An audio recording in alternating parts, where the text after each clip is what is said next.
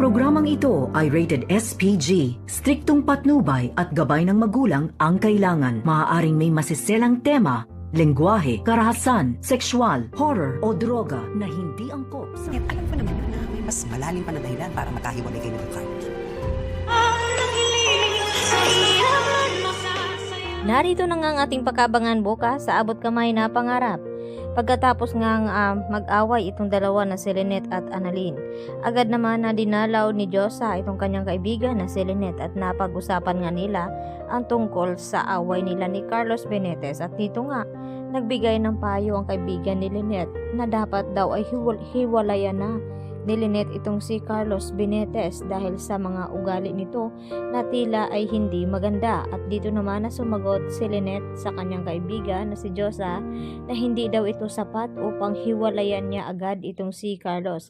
At pakiramdam nga dito ni Lynette na mayroon pa siyang matinding malalaman dito sa kanyang asawa. At maya-maya nga dito nagring ang cellphone ni Carlos Benitez at napansin nga na ibang number ang nakaregistered baka daw sa ibang bansa at kamag-anak niya ito, kaya agad na lumayo itong si Carlos. At dito nga na dinagdagan ni Diyosa ang kanyang sinabi dito kay Lynette na alam naman daw niya na hindi iyon rason upang hiwalayan itong si Carlos Benitez at may malalim pang dahilan na para tuluyang hiwalayan ni Lynette itong si Carlos Benitez.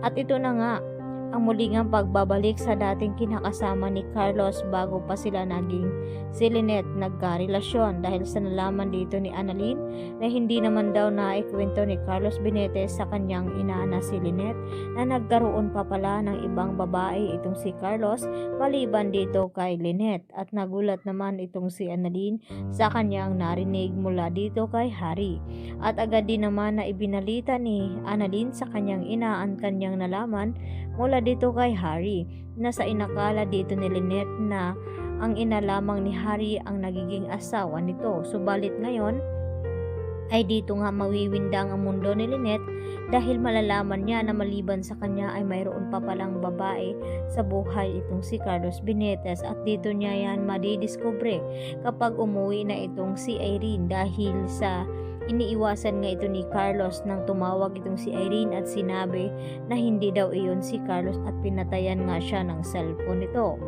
Sa kabilang banda ay dito na rin kukilos itong si RJ upang alamin kay Carlos Benitez na kung bakit dumalaw daw ito sa kulungan at nalaman niya nga mula dito kay Giselle.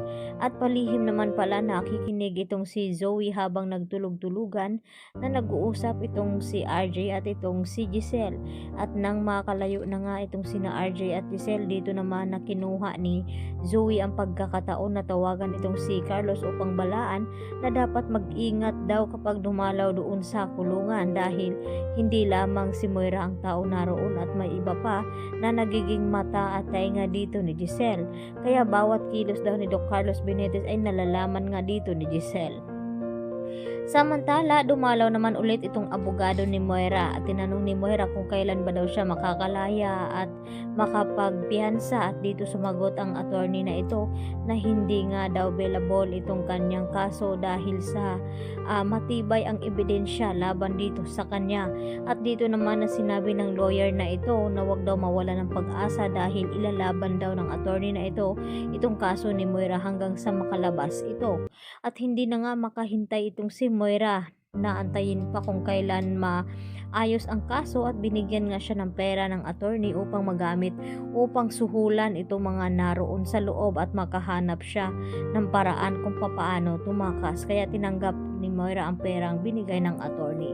Yan ang ating pagkatutukan bukas sa Abot Kamay na Pangarap. Marami pong salamat.